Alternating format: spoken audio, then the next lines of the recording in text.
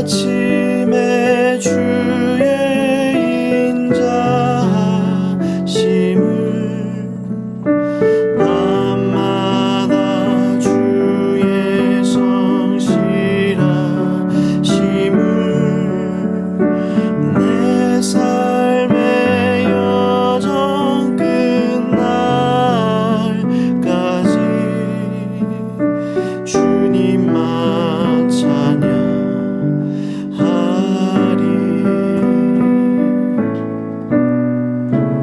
내 맘의 주여 소망 되신 주 없이 모든 일 헛되어라. 내 평생 주만 바라보면서 주님의 사랑 나 노래하네.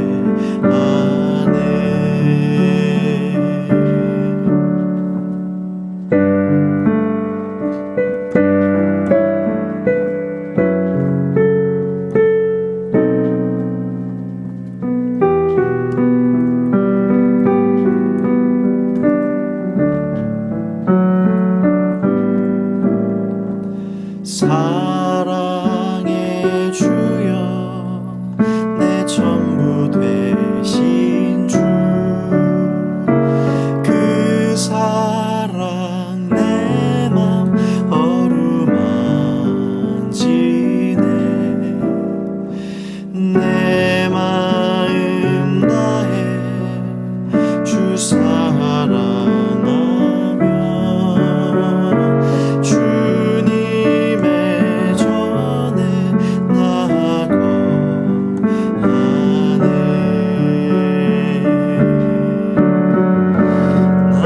아침에 주의 인자하심을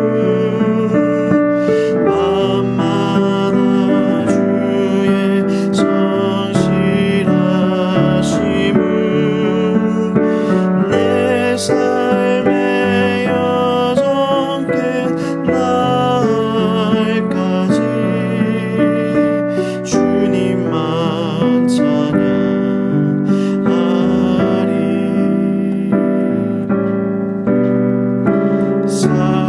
사랑의 주여 내 전부 되신 주 그 사랑 내 맘 어루만지네. 내 마음 다해 주 사랑하며 주님의 전에 나아가네.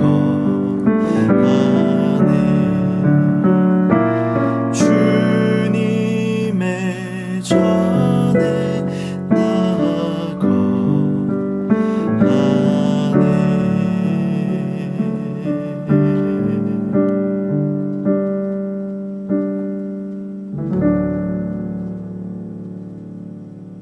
아멘.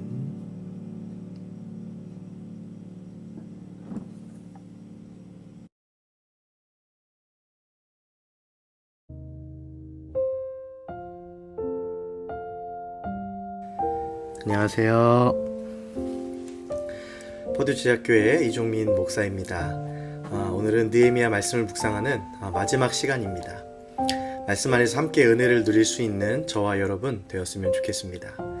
오늘은 마지막 느헤미야 13장의 말씀인데 제가 부분을 읽어드리겠습니다. 그날 모세의 책을 낭독하여 백성에게 들렸는데 그 책에 기록하기를 암몬 사람과 모압 사람은 영원히 하나님의 총회에 들어오지 못하리니 백성이 이 율법을 듣고 곧 섞인 무리를 이스라엘 가운데에서 모두 분리하였느니라. 이전에 우리 하나님의 전에 방을 맡은 제사장 엘리야십이 도비야와 연락이 있었으므로 도비야를 위하여 한 큰 방을 만들었으니 그 방은 원래 소재물과 유향과 그릇과 또 레위 사람들과 노래하는 자들과 문지기들에게 11조로 주는 곡물과 새 포도주와 기름과 또 제사장들에게 주는 거제물을 두는 곳이라. 내가 심히 근심하여 도비아의 세간을 그 방 밖으로 다 내어 던지고 명령하여 그 방을 정결하게 하고 하나님의 전의 그릇과 소재물과 유향을 다시 그리로 들여놓았느니라. 내가 이와 같이 그들에게 이방 사람을 떠나게 하여 그들을 깨끗하게 하고 또 제사장과 레위 사람의 반열을 세워 각각 자기의 일을 맡게 하고 또 정한 기한에 나무와 처음 익은 것을 드리게 하였사오니 내 하나님이여 나를 기억하사 복을 주옵소서. 아멘. 여러분 모두에게 주님의 평화 함께 하시기를 빕니다. 코로나19로 인하여 온라인으로 함께 말씀을 나눴습니다. 3개월 동안 느헤미야를 읽으며 함께 은혜를 나누었는데 어떠셨는지 모르겠습니다. 느헤미야의 이름의 뜻은 여호와께서 위로하신다 라는 그런 뜻인데, 이 어려운 시기에 여러분에게 위로가 되는 그런 하나님의 말씀이었기를 간절히 바랍니다. 에스라와 느헤미야는 동시대에 함께 사역한 영적 동역자인데, 에스라가 영적 지도자였다면 느헤미야는 평신도 지도자였습니다. 그들은 개혁을 성취하는 개혁 파트너이기도 했습니다. 느헤미야는 자신의 민족이 어려움을 당하고 예루살렘 성벽이 무너졌다는 소식을 듣자 보수를 위해 예루살렘 총독으로 자원합니다. 그것은 하나님의 부르심이었죠. 느헤미야 혼자서 마음대로 결정하고 원하고 정해서 간 것이 아니었습니다. 하나님께 깊이 기도하며 분별한 하나님의 소명이었습니다. 그리고 이것이 하나님의 소명인 것이 기도로 확실해지자 그는 페르시아 왕의 술 관원이라는 고위직을 마다하고 고국의 어려움을 돕기 위해 흔히 말하는 한직으로 자원을 한 것입니다. 그는 예루살렘에 도착해 그 이름의 뜻처럼 많은 사람들을 위로하였습니다. 버림받은 것으로 생각했던 이스라엘 백성들을 위로하였고, 아무 힘도 없고 또 포로와 노예로서 오래 살았기 때문에 그런 포로로서의 정체성만 팽배했던 그들을 하나님의 백성으로 바꾸어 놓았습니다. 우린 아무것도 하지 못할 거야, 이 성벽은 절대로 재건하지 못할 거야 하는 그런 패배감이 모두에게 만연해 있었습니다. 그런 곳에서 느헤미야는 영적으로 기도하고 또 다른 한 손으로는 자신의 모든 실력을, 재능을 최대한 발휘하여서 하나님의 일을 해나갑니다. 게다가 혼자만 능력을 발휘하는 것이 아니라 그곳에 있던 많은 사람들에게 동기를 부여하고 이것이 하나님의 뜻임을 그들에게 알려주어서 그들과 함께 동역합니다. 모두가 하나님의 사람, 하나님의 소명을 받게 된 것이죠. 그렇게 힘을 합친 그들은 52일 만에 성벽을 재건합니다. 패배감에 늘 쩔어있던 그들에게 찾아온 엄청난 큰 성공이었고 하나님의 일하심이었습니다. 그렇게 하나님의 기적을 체험한 그들은 이제 영적으로 변화되기 시작합니다. 말씀을 읽으며 부흥 집회를 엽니다. 또 회개하고 기도하며 결단합니다. 하나님, 더러운 이방 문화를 버리겠습니다. 하나님의 사람으로 살겠습니다. 회개합니다. 안식일을 지키고 하나님의 말씀대로 살겠습니다 하며 모두가 결단합니다. 예물과 11조를 드리고 예배 생활을 다짐하지요. 긴 포로 생활이 마쳐지고 이제 새로운 공동체로 재탄생하고 있는 것입니다. 어쩌면 느헤미야의 성경은 이렇게 해피엔딩만을 기록한 채 이 느헤미야를 마무리했으면 더 좋았을 것도 같습니다. 그런데 오늘 느헤미야의 마지막 장은 귀환한 이스라엘 공동체의 초라한 모습과 다시 거듭된 그들의 영적 실패의 모습을 우리에게 보여줍니다. 그리고 앞으로 행하실 하나님의 일들에 대한 그런 큰 기대를 남긴 채 열린 결말로 이 성경이 맞춰지는 것을 발견하게 됩니다. 어떤 일이 있었을까요? 느헤미야 백성들이 힘을 합쳐 성벽을 재건했죠. 초막절 행사도 무사히 치렀습니다. 그리고 성벽 봉헌식도 잘 끝냈습니다. 그리고 이제 12년간의 총독 임기를 마친 느헤미야가 페르시아 왕의 부름을 받고 다시 본국으로 돌아갑니다. 페르시아로 돌아가 대략 2-3년 정도의 기간이 흘렀다고 합니다. 그런데 고작 2-3년 동안이지만 많은 일이 있었습니다. 하나님의 전에 그 성전의 방을 맡은 대제사장 엘리야십은 도비야와 가까이 지내는 사이였고, 도비야에게 성전의 큰 방 하나를 내주기까지 합니다. 여러분, 도비야가 누구죠? 암몬 사람으로서 산발랏 또 게셈과 함께 성벽 재건을 반대했던 그런 사람 아닙니까? 그런데 그런 그에게 오늘 성전의 큰 방 하나를 내어주었다는 것입니다. 게다가 제사장 엘리야십은 손자의 아들 가운데 하나를 산발랏의 사위가 되게 하고 이방인과 혼인으로 묶여있는 그런 관계였습니다. 산발랏과 게셈, 도비야 이들이 그렇게도 성벽 재건을 계속 반대하고 느헤미야의 개혁을 반대한 것도 자신의 이권과 관련되었다는 것을 우리가 추측해 볼 수 있습니다. 느헤미야의 개혁이 결국 그들이 몰래 취하고 있던 혹은 취하려고 하던 이권을 꺾어 놓은 것이죠. 그런데 이 느헤미야가 자리를 비운 사이 다시 예루살렘에 공동체가 엉망이 되어가고 있었던 것입니다. 백성들도 다시 안식일을 어기고 이방 여인과 혼인하기 시작했고요. 레위인에게 줄 목도 나누어 주지 않아서 또 예물을 드리던 또 정성껏 예배를 드리던 거룩한 습관들도 다 잃어가고 있었습니다. 느헤미야가 다시 예루살렘으로 돌아왔을 때 얼마나 참담한 심정이었을까요? 오늘 말씀을 통해 깨닫는 것은 여러분, 먼저 하나님 앞에 우리의 삶을 거룩하게 구별해야 한다는 것입니다. 오늘 하나님은 거룩하게 구별하라고 말씀하십니다. 내가 너무 사랑하고 너무 정이 들었지만 하나님이 기뻐하지 않으시는 것이 있다면 그것과 이별해야 합니다. 오늘 도비야에게 준 성전의 방 하나, 여러분 생각해보면 얼마나 큰 비중이겠습니까? 그 넓다랗고 커다란 성전 중에 조그마한 일부인 방 하나일 뿐입니다. 그러나 우리가 기억해야 할 것은 그 작은 방에서 새어나오는 죄가 우리의 삶 전부를 넘어뜨린다는 사실입니다. 도비야에게 준 방에는 성전의 그릇들, 곡식, 제물들, 유향이 있던 곳이었습니다. 도비야를 통해 하나님께 드린 백성들의 예물이 얼마나 새어나갔을까요? 거룩한 성전에서 하나님의 예물이 마음껏 낭비되고 허비되고 있었던 것입니다. 이것은 우리가 기억해야 할 영적 원리이기도 하죠. 우리는 하나님의 거룩한 성전입니다. 그런데 살다 보면 이 정도는 괜찮겠지라면서 나만의 작은 방을 하나 만듭니다. 그리고 그곳엔 하나님도 못 들어오게 하죠. 하나님이 싫어하신다는 것을 어렴풋이는 알면서도 그것을 그대로 둡니다. 그리고 그 방을 통해 우리 삶의 거룩함은 계속 허비되고 낭비되고 빠져나가게 됩니다. 우리의 삶에 이런 작은 방들이, 그런 죄의 작은 방들이 있기 마련이죠. 저와 여러분 안에 있는 그 도비야의 방은 무엇입니까? 오늘 한번 그것을 생각해보고 그 방을 깨끗이 청소할 수 있는 우리가 되기를 간절히 바랍니다. 오늘 하나님은 이렇게 말씀하십니다. 네가 아끼는 것이지만 내가 기뻐하지 않는 것이라면 너는 그것과 이별할 수 있겠느냐? 우리가 이렇게 대답하였으면 좋겠습니다. 네, 하나님, 주님이 원하시면 이 방을 비우겠습니다.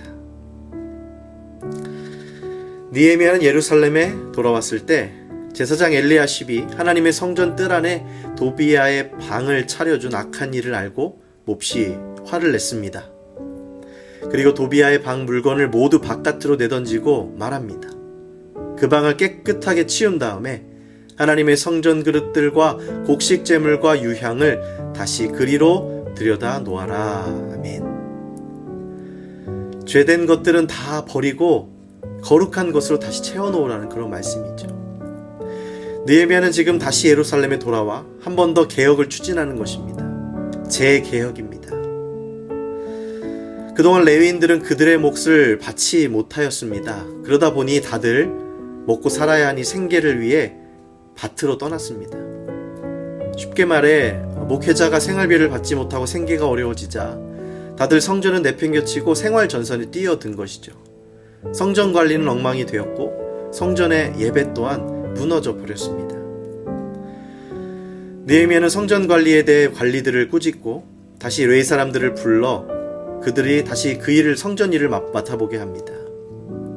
그제야 이스라엘 백성들도 정신을 차리고 곡식과 포도주와 기름의 11조를 가지고 와서 창고에 다시 들여다놓기 시작합니다. 이것을 보면서 참 지도자 한 사람이, 리더 한 명이 참 중요한 것 같습니다.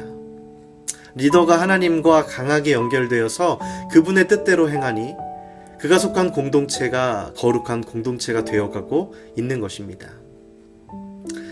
사랑하는 여러분, 여러분도 리더입니다. 여러분이 하나님과 긴밀히 연결되어 있다면 여러분이 이끄는 어떤 모임이든지 그 모임이 바로 거룩한 모임이 될 것입니다.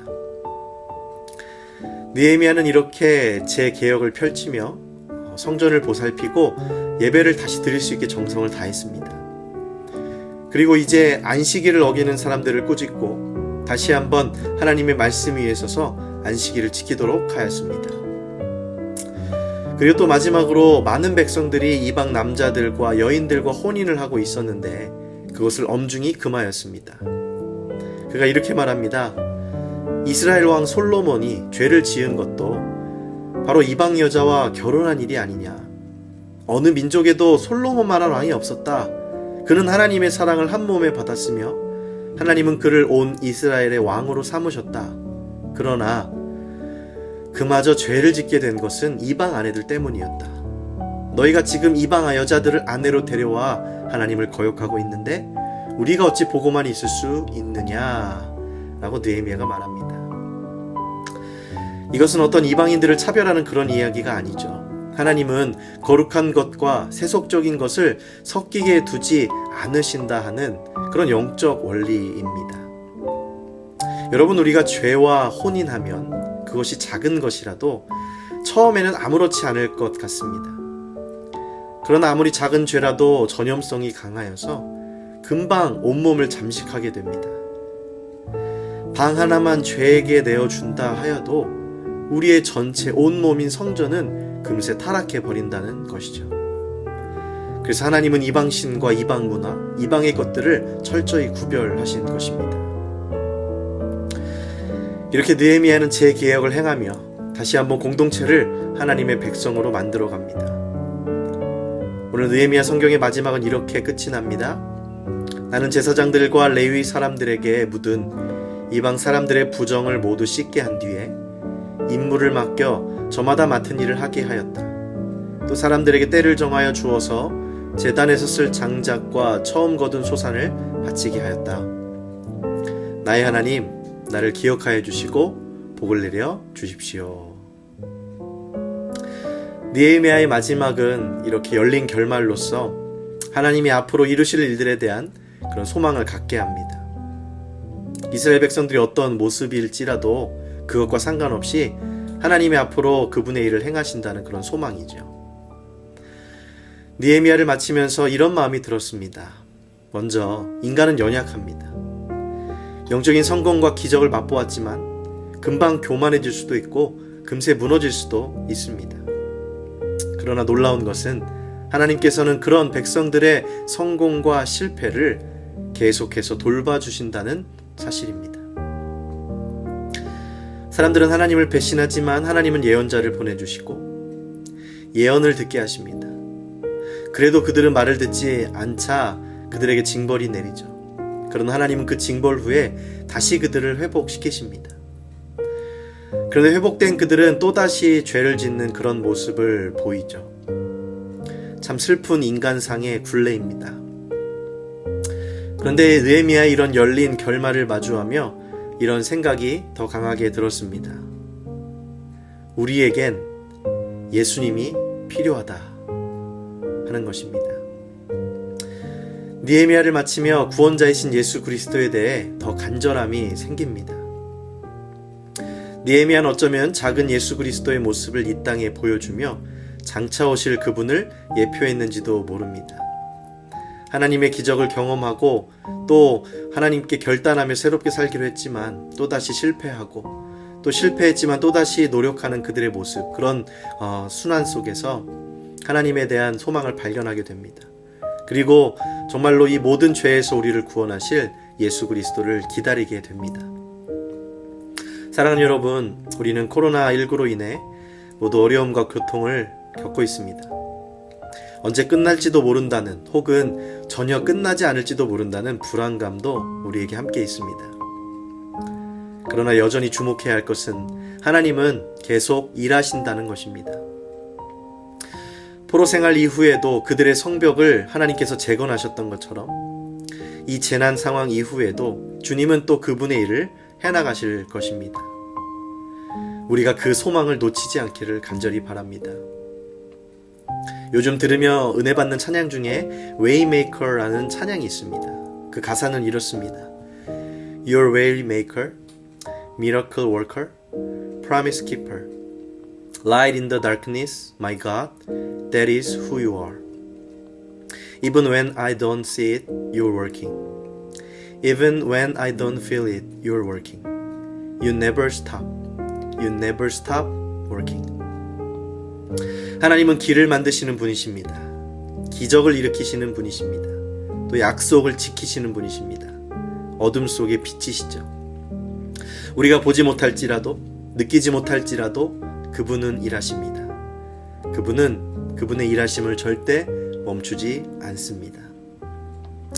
사랑하는 여러분, 하나님이 여러분의 웨이메이커이십니다. 여러분의 길을 만드시고 기적을 일으키시고 약속을 지키십니다. 하나님은 계속 일하시고 우리는 그분을 믿고 소망을 가지고 살아가야 합니다. 오늘 이 느헤미야의 말씀을 마치며 우리가 하나님에 대한 소망, 길을 만드실 분에 대한 소망을 가지고 또 느헤미야의 축복으로 오늘 이 말씀을 마치기를 바랍니다. 사랑의 하나님, 저들을 기억하여 주시고 복을 내려 주십시오. 아멘. 함께 기도하시겠습니다. 사랑의 하나님, 어렵고 힘든 상황 가운데서도 길을 만드시는 분, 기적을 행하시는 분, 약속을 지키시는 분, 그 하나님을 믿음으로 고백하며 소망을 가지고 나아갈 수 있도록 인도하여 주시옵소서. 느헤미야가 잠시 없는 사이에 또 이스라엘 백성들이 그렇게 타락한 모습을 보며 때로는 우리가 절망합니다. 우리의 죄된 모습이 때로는 이렇게 죄의 굴레를 벗어나지 못하는 것 같기도 합니다. 그러나 이런 모습을 주님 그대로 두지 않으시고 예수 그리스도를 통하여 구원의 역사를 이루어 주셨습니다. 우리는 그 죄의 굴레에서 벗어났고 이제 하나님의 백성으로 예수 그리스도를 따르는 예수 그리스도인으로 살아가고 있습니다. 하나님 주신 그 축복에 너무나 감사를 드립니다. 지금과 같이 어려운 순간에 주님께서 길을 만들어 주실 것이라는 믿음을 가지고 또 포로 생활 이후에 성벽을 재건하신 그 하나님의 놀라운 기적이 코로나19로 인하여 고통을 당한 우리 모두에게도 그 다음에 이루실 하나님의 놀라울 기적을 기대하며 끝까지 소망을 잃지 않으며 주님을 바라보며 살아갈 수 있는 그런 저희를 다 될 수 있도록 주님 축복하여 주시옵소서. 오늘도 길을 만들어 주시니 주님 그 길을 걷겠습니다. 주님의 소명을 따라 함께 나아가는 저희를 다 될 수 있도록 축복하여 주시옵소서. 주님이 우리의 모든 것이며 우리의 소망 되심을 고백합니다. 거룩하고 사랑이 많으신 우리 구주 예수 그리스도의 이름으로 기도하옵나이다. 아멘. 오늘 하루도 주님 안에서 소망을 가지고 길을 만드실 그 주님을 기대하며 살아갈 수 있는 그런 여러분 다 되시기를 간절히 바랍니다. 예수님이 우리의 힘입니다. 감사합니다.